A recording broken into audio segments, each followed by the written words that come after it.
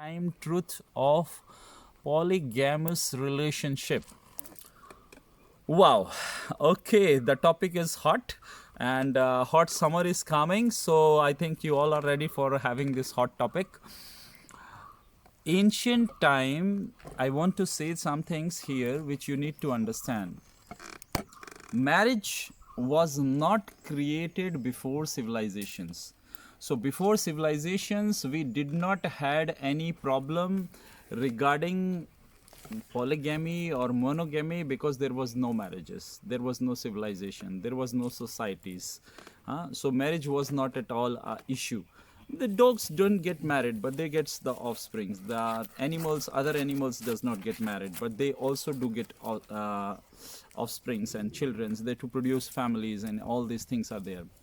But you know that the marriage is being introduced in this country in after the birth of Shwetketu. Shwetketu was the son of Uddalak Rishi. Uddalak Rishi was born in Satyuga, and Shwetketu saw one day his mother with another man, another day with another man, another day with another man, another day with another man. So he just got confused and he introduced the Vedic Vivaha Vyavastha, in which one woman can marry with the four men.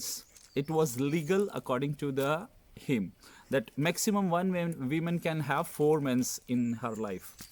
But it was his decision. It was not a decision of a woman. It was not a decision of the society. It was his thought, his feeling, which he imposed as a vivaha vyavastha, as a marriage on the society. But you know, like the people played the game with the women, and they made women's marriage one with during when you have this Vedic vivaha, Vedic marriages, like in which you burn fire and turn around with the fire. So in this fire, normally a woman should get married to only one man. But on these mantras in the Sanskrit, they play a game with the women. They get her married with the four men. One, her husband, and that is the last one. First one is Lord Vishnu, second one is Lord Indra, and third one is Lord Agni. So three marriages, three men, they finish it by the mantras. And fourth one is your man with whom you are getting married. So there is no chance for, no options is left. Now you cannot go with any other man. So they killed the all option, but it was not by the women choice. Parallelly, this was one side of the society, ancient society, which was following this Vedic Vivaha Vyavastha. But parallelly, there was another Vivaha Vyavastha which was going on, in which there was a Gandharva Vivaha. Gandharva Vivaha is something like which you do not need to get married like Vedic Vivaha. You just believe that somebody is your partner and that person becomes your partner. You live with that person like today's more or less live-in relationship. And you was living by your mental understanding, not by your physical bondage or not by the marriage certificates or something like that. And there was another way where people was not at all paying attention to get any kind of marriage bondages. They was just in free relationships. I tell you one ancient fact which you can find from the ancient text regarding the Kamapur, which was in the time of Magad, when Chanakya was there. So in the same parallel time, there was a parallel civilization was going on in the eastern part, from the central to the eastern part of the modern India, modern Bharat. So this was starting from west of Rajasthan to the whole Madhya Pradesh, Odisha, and Andhra Pradesh, northern Andhra Pradesh, and to the Bangladesh, lower Bihar, lower like Jhansi and all, lower Uttar Pradesh, which is right now, and going up to the Kamapur, Kamakhya. And after that, it was going up to the Arunachala, Assam, Manipur, Mizoram, Meghalaya, Nagaland. All these states was a part of this Kamapur state. It was a very, very huge state in that time. So it was ruled by different emperors, but they was following almost same kind of culture. What was the culture in this time? The culture in this time was, if any men and women, they are living in a relationship like a husband and a wife together, by any reasons, if man stays more than 3 days outside the house, he doesn't comes to his women, he doesn't sleeps with his women, he doesn't fulfill her sexual needs for more than 3 days, but he is also absent for these 3 days. So she was allowed to invite any other man by her choice after these 3 days to have a sexual intercourse or to have a physical relationship. So this was totally unanimously accepted in the society. Nobody was thinking it is like a taboo or something like a bad thing. Same way, if women was pregnant, or women was going for her family or to some of the relatives, or she was out of the house for more than 3 days, men was also allowed to do the same. So the right to men and women was given equally. It was not like men was allowed to do everything. Like nowadays, polygamic society is like, men thinks that he can go with anybody, but his women should stay only with him. No, it was not like this. It was like men was also given equal rights and women was also having equal rights, that they could go when they need. And society do not put a slut shame on them. It was not there. This slut shame came after Christianity. This slut shame came after Islam. It did not come before the Bible came into existence, because this was not there. It was not created. The scriptures which are you reading now in this country, they are all middle India scriptures, middle Bharat scriptures. They are written, mostly of them, mostly the ancient scripture which is right now found, they are written in last 500 years. In last 500 years, we are not Hindu anymore. We are not Sanatani anymore. We are just living with Islamic mentality. So don't go behind that. We had a very open culture, and we had a very open understanding, and we had a very open heart about everything. When we are open totally for everything, then we don't suppress, we express in a beauty. That's why this country has been always putting this grace to women. Like all the powers is in the hand of a woman. We call women as a Shakti, as a Devi. Devi means a person or source who gives the power. So this is a specialty, and polygamic societies in the ancient India was existing. If you go to the Khajuraho temple, they was built it around like 1,000 years ago, something little more than that.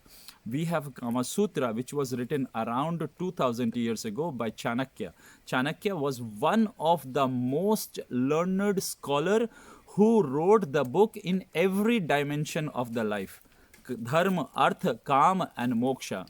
So he wrote that books on every dimension of life, and one of his philosophies are so popular that most of his philosophies are so popular that still today people are practicing them in everyday life.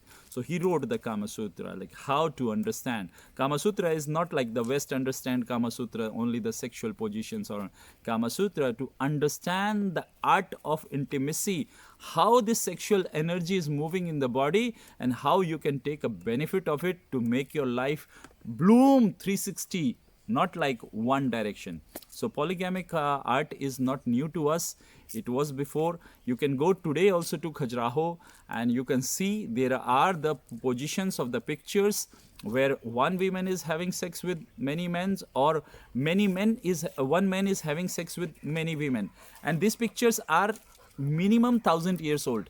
So if they are 1,000 years old, definitely the polygamy was existing thousands of years ago in this society. And if this is on the statue of a Shiva, they are the statue on the wall of the Shiva temple, and Shiva temple is like a very, very highly sacred place. So they should be sacred. They should have some sacred meaning in them. Because as I understand that the sexuality is the fastest way to make you enlightened, to make you free, to make you out from your ego. And this fastest way was found in those times. This fastest way was discovered by them, that if you become mentally sexually free, there is nothing in this world which can shake you down. You are already enlightened. You don't have to go on the path of Buddha, Mahavira or Shankara or anybody. If you are sexually, mentally free, you are already Buddha. You don't have to. You just go and look at these pictures. of Khajuraho having sexual act of intimacy. Look, take their pictures, or at least go on internet and check out their pictures, and take the picture of Buddha and correlate each other with each other of them. You will find that they look with the same expressions, same joy, same peace, same compassion. They have like absolutely everything same. They are the living Buddhas having sexual act of intimacy, enjoying the sexual act of intimacy. Buddha could not smile even after he got enlightened. They was enjoying the life 360. So this is the beauty of this country, that this country has not put a taboo on anything. You will be surprised to know that in this country, till the Vaishnavas came into the power, there was no taboo. When Vaishnavas came into the power, Vaishnavas have little more similarity than Islam. They are like very similar, like Islamic mentality and Christianity mentality and Vaishnavas mentality, they are little similar. They are little same because they are having single book, single God, single religion, like everything, and like women has to be suppressed. So till the Vaishnav did not came into the power, till all the 4 sects in this country, all the 4 types of this country, like Shaiv, Shakt, and like Vaishnavas and the Ganeshas, they was like, or Kartikeyan's followers, when they was all around working freely, till that time there was no taboo in this country. Everything was accepted with love and care. Nobody was saying that this is right and this is wrong. Everybody has to talk on himself, not on others. So in this country, we more focused on growing on ourselves, not saying that this is bad or that is bad. Why I need to say now this is bad or that is bad, because there are so much myths created around the sexuality. Religion has suppressed so much. In fact, what a religion has to do with sexuality? Sexuality is a different act. Why religion is talking about sex? Sex itself is a religion. Why a religion has to put his finger into the sex? Because it is the greatest pleasure a human have. And if you stop or put a guilt on a pleasure of a human, then he can become your slave. That is the only intention a religion have. If you do not have this intention, why are you talking on it? Like there was some Western philosopher. He said that God died, and he traveled all around the India, all around the world to say and prove that God died. I don't know why somebody did not ask him, if God died, why are you so much worried? If you says that God does not exist, why are you so much worried to prove him that he does not exist? Something which does not exist, I will not even try to say that it does not exist. So polygamy is a very beautiful thing if mind is free, if mind have this sexual freedom. If mind have this sexual freedom, if emotions have this sexual freedom, then the body can have the sexual freedom. But if the mind does not have a sexual freedom, heart, your emotion does not have a sexual freedom, then your physical sexual freedom will be useless. And that is what happening in the West. That when I go to the Western societies, I talk with the women, they always feel that men come to us and we feel they just wants to have sex, nothing more. We don't feel love. We don't feel care. We feel that nobody loves us. And then this shift happens into their life every day. Somebody shows the love, they go up high, feel joyful. Wow, I am the goddess. I am the wow. And somebody does not pay attention. Boom, they fall down again into the depression. Nobody loves me. Nobody cares me. What will happen to me? I am so alone. This is what? Because the heart is not open. People are afraid to say I love you. People are afraid to say I care about you. People are afraid to show this.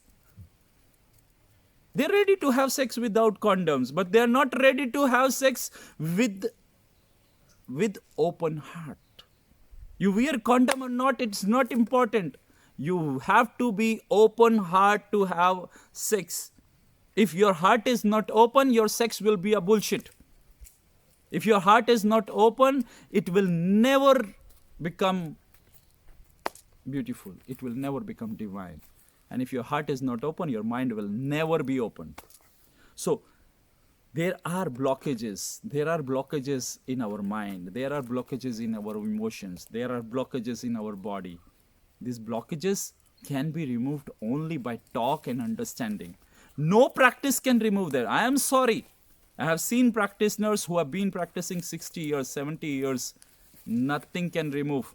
I met Babas at the 80s. They are still thinking that some Apsara is coming into their dreams to disturb their brahmacharya.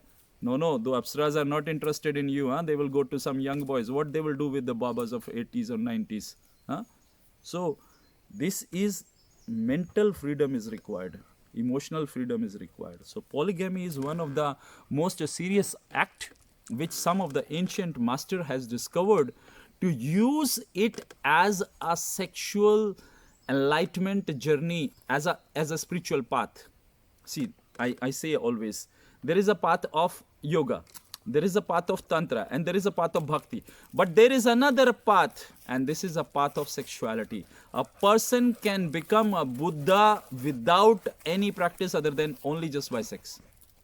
But for this, he has to be really open. Without this, it's impossible. All these children which did not come by the will of God. There is nobody comes in the world with the will of God. Huh? I don't know what is IVF, but there is nobody in the world who comes by the will of God. You come here by your will. You come here by your will, you not come here by God's will. This is the wrong misconception has put into the head. I always say, till you are thinking that somebody else is responsible for you, you cannot be spiritual. For your anything. If something is good is happening with you, something bad is happening with you, if you are thinking that somebody else is responsible, some women outside is responsible, some man outside is responsible for whatever happened with you in your life, then you will not be spiritual. You cannot be spiritual. Same way, if you are thinking the God is responsible for you outside, I'm sorry, you are not spiritual. You can be religious. I'm not talking to religious people. I'm not interested in religious people. Religion is not my point of interest. I'm not into those people. I'm here only to speak to spiritual people who are ready to take 100% responsibility of them on themselves. Not just by saying. Those who are ready to say, yeah, yes, if something happened, it was my mistake, maybe my karma from past life or this life. It just got completed. If you have not put a mango seed, how you will eat it? Huh? You will say, I will go and buy. For buying also is seed. You are exchanging the energy. Anyway, you are putting a choice. There is no God's will by which the souls comes to this world. This is a wrong misconception. Okay. This second question is, why are sexual abuse cases increased today? Yes. This is very, very easy. More and more you become irresponsible, more and more you start to make other responsible. Like suppose you are going to a forest. Why I am saying to need to take all the responsibilities on yourself. Suppose you are going to forest, and in forest you see a big board, and on the board it is written, be aware of snakes, be aware of tigers, be aware of leopards. Like I live in this forest. This is a huge forest. Like if you start from here, it full Konkan, it goes up to the Mumbai. This belt, this corridor where I am living, it is named and declared by government as a tiger corridor. So no big construction can happen in this whole corridor. So this is full of tigers. I'm living in forest in the tigers area, and I just come and just sleep on the ground without anything, without any precautions, without any awareness, without anything. And suppose some snake come. Tiger did not come. Tiger is like little scared, but snakes are not scared. And this snake come, and he come and bite me. Who's responsible for it? Who's responsible for it? Snake. If you think snake, you are a materialistic people. You are a religious people. If you think you, then you are a spiritual people. Nothing is happening in your life without your permission, without your unawareness, without your past life karmas. Simple system is there. If you push some energy, it will bounce back. It will come back. I am not taking any favor of those people who are disrespecting women. I am totally against them. But at the same time, I am also saying that everything in the society is happening because we are putting such seeds. The biggest seed in this society is put by the religion, sexual suppressions. Because of these sexual suppressions, the sexual abusement happens. If somebody has to be really punished for such cases, is not only the rapist, it also those religious people who are connected with this rapist. Because this religion by which they come from, they have this suppression mentality. I am against the sexual suppression mentality. If you are there, if you're really aware, find out any single rape or sexual abusement case before the Islam came to India, before the Christianity came to India. Any single one, I am asking, only one. We are living here from more than 10,000 years. Why no such thing was here? Because no suppression was there. If somebody wanted to live in the monogamic society, they become Vaishnavas. They go and follow the Vaishnavas' Vivaha Vyavastha, Vedic Vivaha Vyavastha. If somebody did not want to go there, they just live in the tantric life. If somebody do not wanted to go there, they just go to the polygamic society. They all was existing simultaneously. Nobody was saying that I am the superior one and others are to be punished and put into the jails. But look your religions. When you see them all around, they are fully kaput.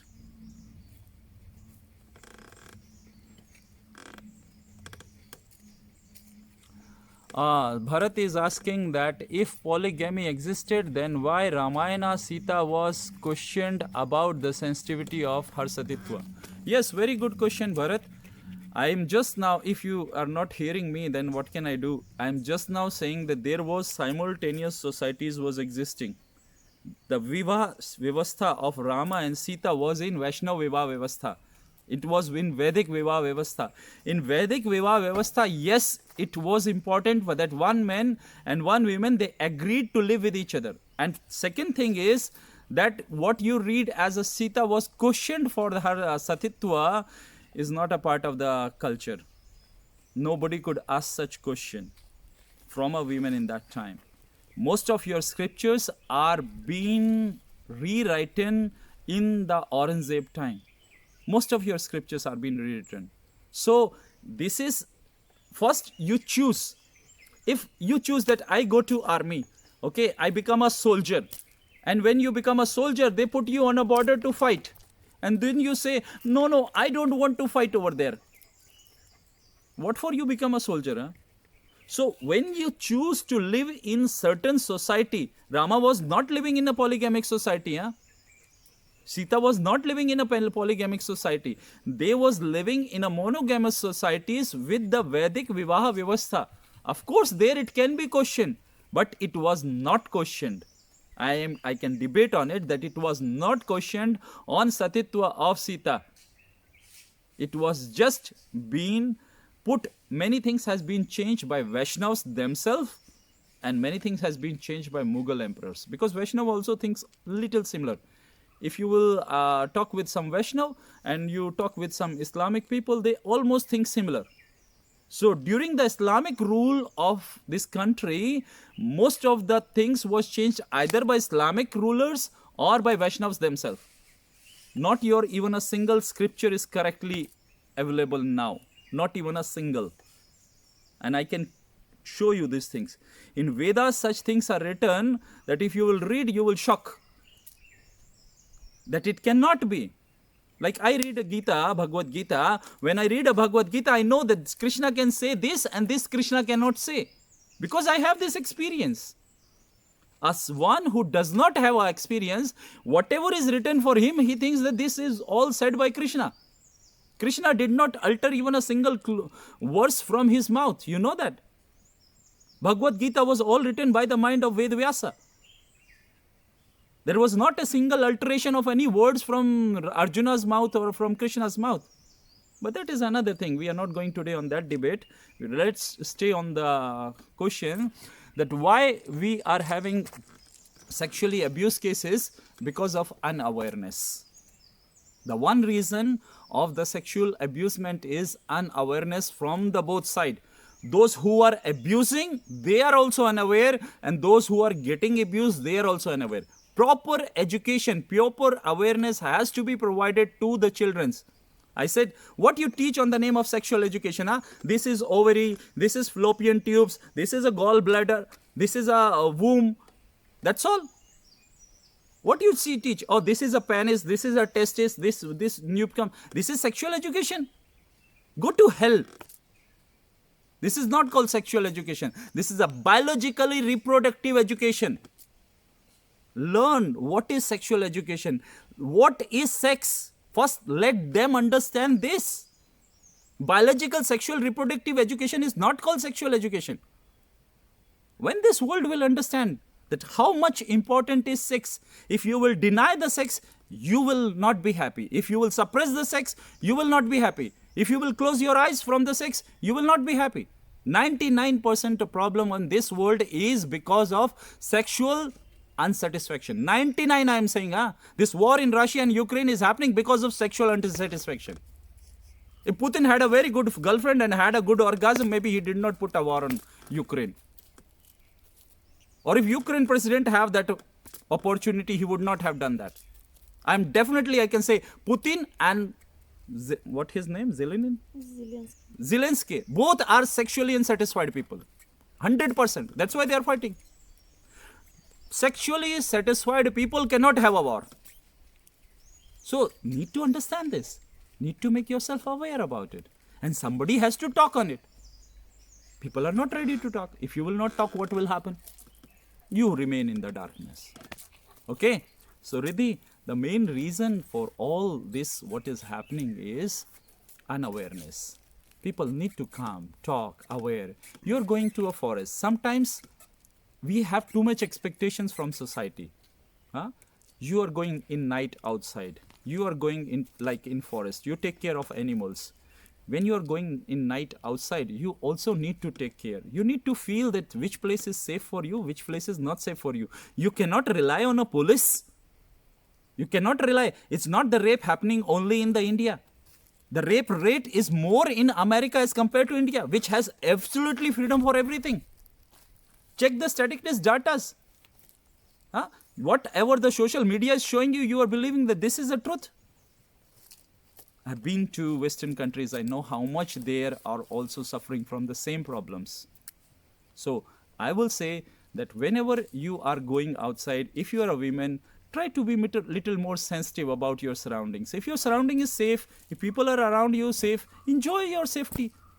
If you feel some kind of insecurity, try to be aware and don't get ruined by this insecurity. And aware your children about this small things.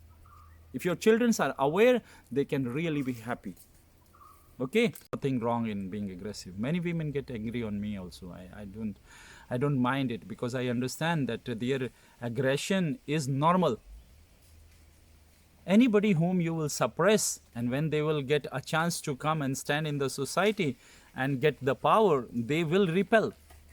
What Phulan Devi did, they raped by force to Phulan Devi. Then what she did, she became a pirate and then she killed all 40 of them. So that is normal. That is like if somebody has been suppressed, then it is normal to have aggression from her. I'm not thinking that it is bad. I'm not against this aggression. But I also want that it should not be always only aggressive. If you have shown your aggression, at least after showing your aggression, bring little awareness. Bring little awareness that do you really like to just be aggressive, or you want to give a chance to men to improve? Because if men will not improve, women cannot live with women. I'm sorry. If Men will not improve. Only women cannot be happy with women. Those who are lesbian, they also cannot. They also need men to see, at least.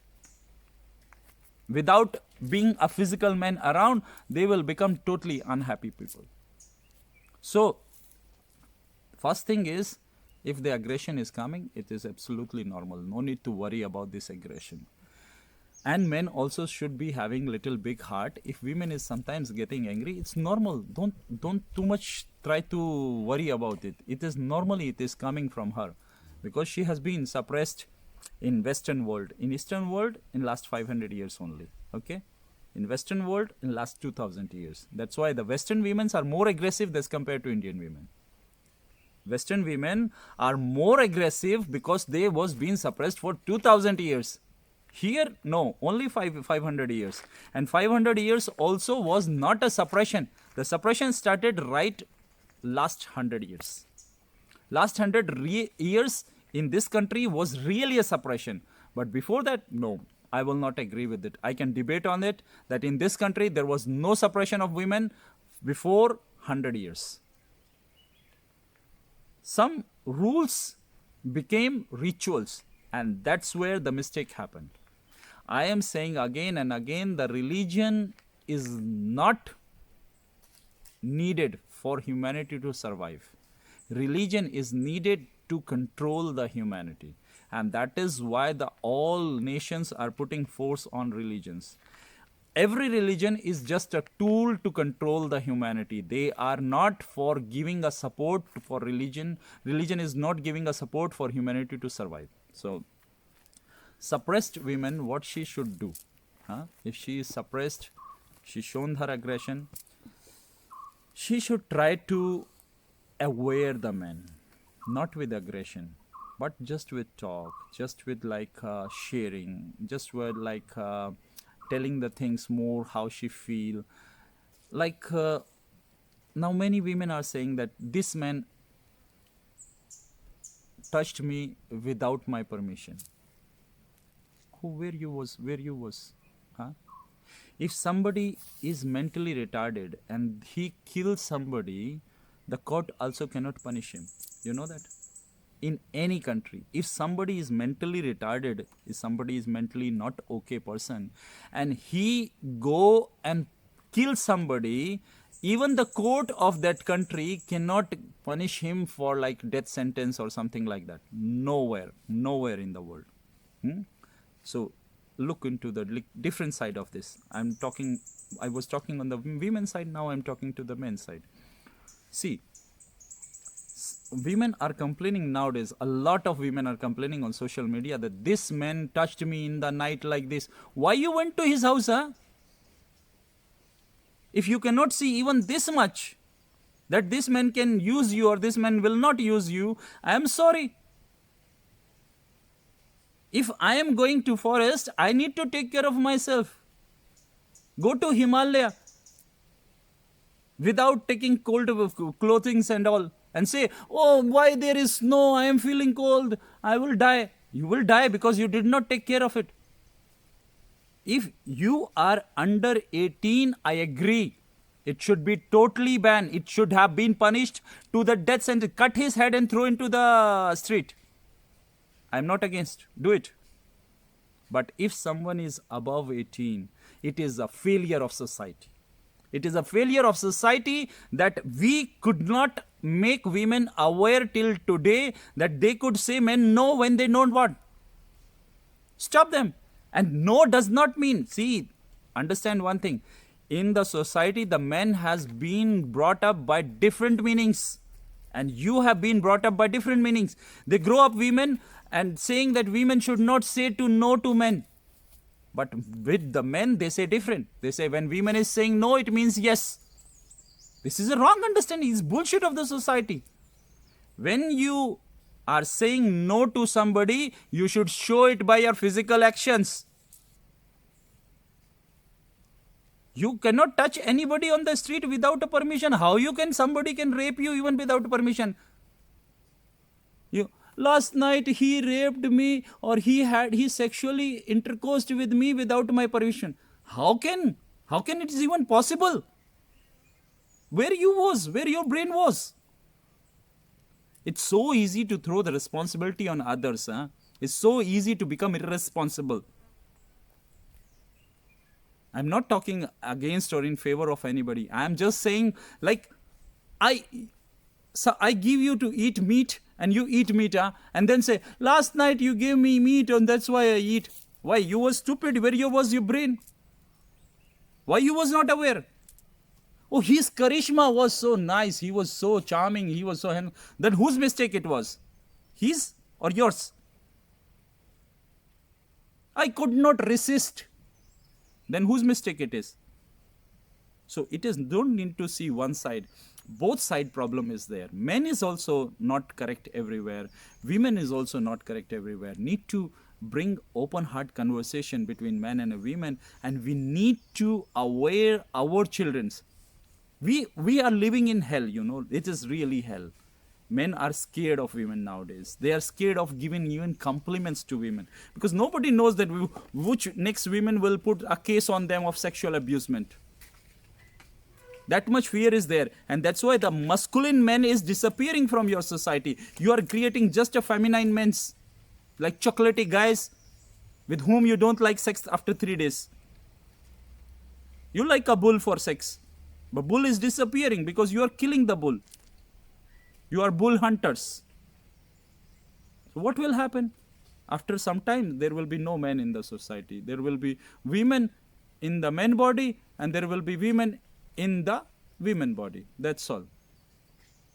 No men will be there. For this, need awareness.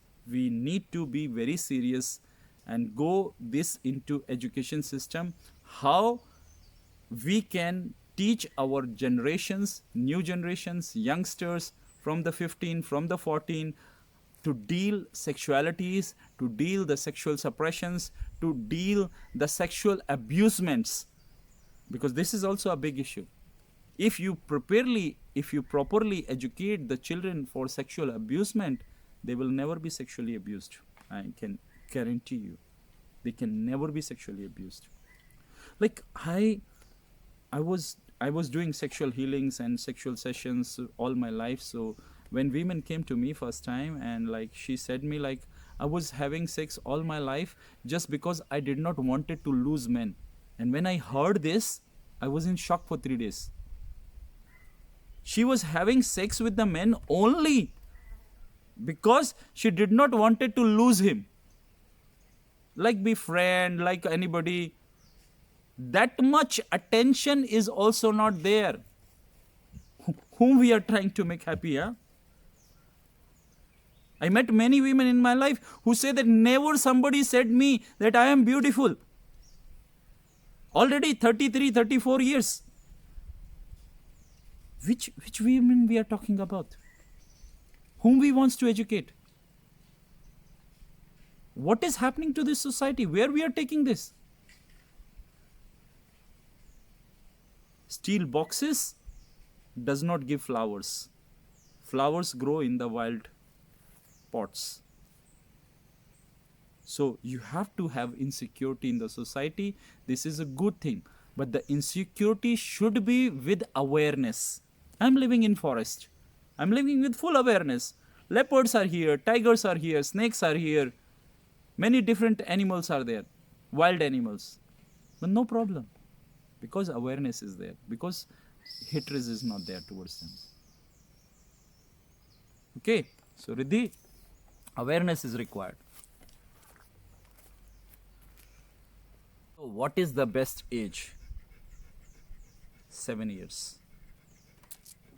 From the 7 years, you can slowly bring them towards this awareness. And if you want to have this awareness naturally, then remove their clothes. Every school should have one uniform, that no uniform is allowed inside the school. You don't have to do anything. Believe me. Believe me, you don't have to do anything. You don't have to educate them. You don't have to make them sexually aware. You don't have to do them anything. If every school have one uniform, that they will not allow any uniform inside the school, automatically the sexual education, sexual awareness, everything will go up. They will not be hungry for each other's. They are hungry because clothes are not for hiding. Clothes are for showing. What is fashion? What is fashion? Fashion is how smartly they can show your body with the help of clothes. If you are naked, there is no need of fashion. There is no need of fashion if you are naked. So you are covering the clothes, so it is creating a mystery to uncover. And that is what all creating. That is what all creating the all disbalance. Oh, this is not a concern, a key. We are not talking on meditation. I don't want to talk on meditation. I want to talk on sex. If you're not interested, you can leave. Okay, thank you. Meditation is very boring. It is only for old people. If you are above 50, you can come to ashram. I can teach you meditation. If you are below 50, I'm not interested to teach anybody meditation below 50. Okay? It's a time for sex, sexuality, relationships, and material life. Don't run before the time. Otherwise, you will get old before the time and you will die before the time and life is useless. Okay. So, according to me, the children has to be aware from the age of 7. Slowly you can make them aware, and at the age of 14 they should properly given sexual education. But at the 12 also, now you can start, because now people start to lose their virginity in the West at the 12, in the East also sometimes in the 12, or men cannot, but women can lose at 12 also, or sometimes at 13, 14. It is possible. So don't go about this. Sexually awareing education in the school, at least it should start by 13 or 14. From the 9th standard, when you cross the 8th and you come to the 9th, when they start to teach you biologically reproductive system, from this time itself they should have at least awareness of sexuality. After 50, can there be sex? Yes, of course. If you are strong enough, you can have up to 100. There is no problem. I am not against it. If you are strong enough, you can have sex up to the 100. I have no objection at all. This is the best thing which you can have in the life physically. Physically in matter, it is like a samadhi. There is not any great pleasure other than sex physically you can have. All other pleasures comes to you mentally. Riddhi is asking another question. Riddhi is asking another question. Why do some people have too many relationships back to back and keep getting hurt with the same partner? Patterns. Because they are stupid. What to say? If somebody is saying that, okay, don't touch the fire, fire will burn, and you touch the fire and you get burnt, okay, it's okay, but then you touch again the fire and you get burnt, okay, again fire. What can say you are having something, or you are empty from there? I tell you one small joke. There was a queue to Swargaloka, to heaven. So there was people standing in this queue, and Chitragupta, the person who was deciding that who will go to heaven and who will go to hell, was taking consideration. Like he was asking one person, okay, what you did in life? So this person say, oh, I was poor person. I could not do anything. I just got married. I earned all my life, and I grew up my children. I made them marriage, and I made a house. And all my life I lived with my wife. So Chitragupta says, okay, send him to heaven. So there was another man back of him. He said like, wow, if somebody get one time married and goes to heaven, so I was married 2 times, so I will be for sure to the heaven. And he goes, then Chitragupta asked him, okay, what you did in the life? He said that I got married 2 times. He said, okay, send him to hell. He said, why? I got married 2 times. 1 time marriage goes to the heaven. Why 2 time marriage goes to the hell?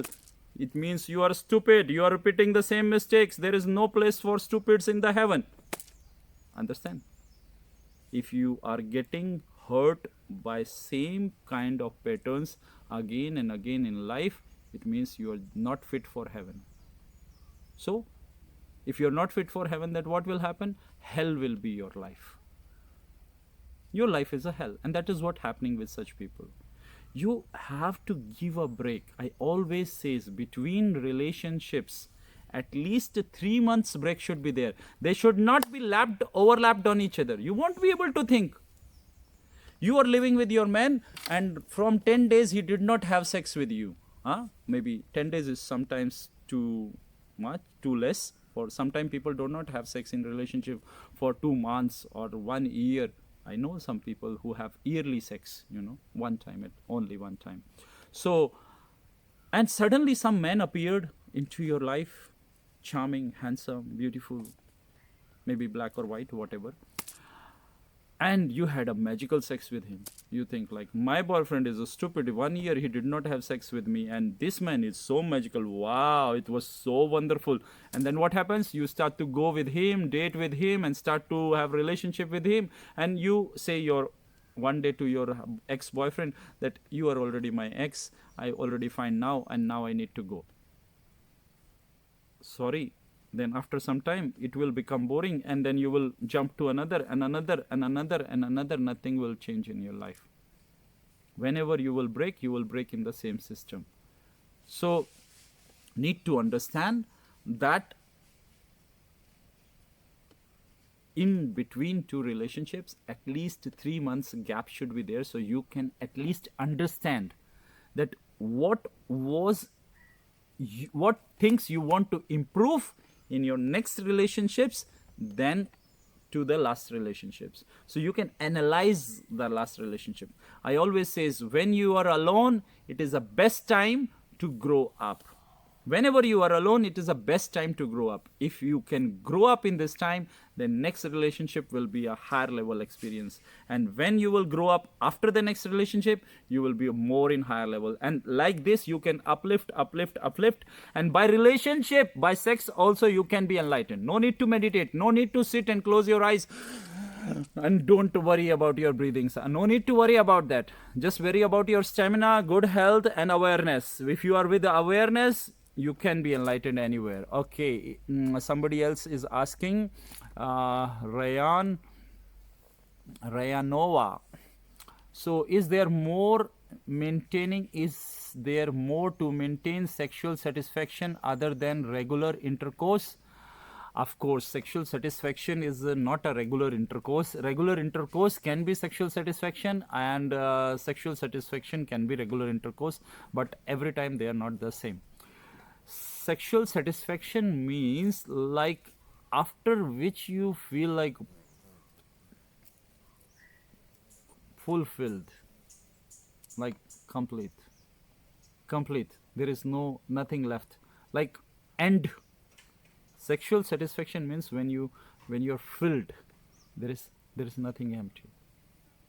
It will be hard for you to pull some desire, to bring some desire, to sometimes even think.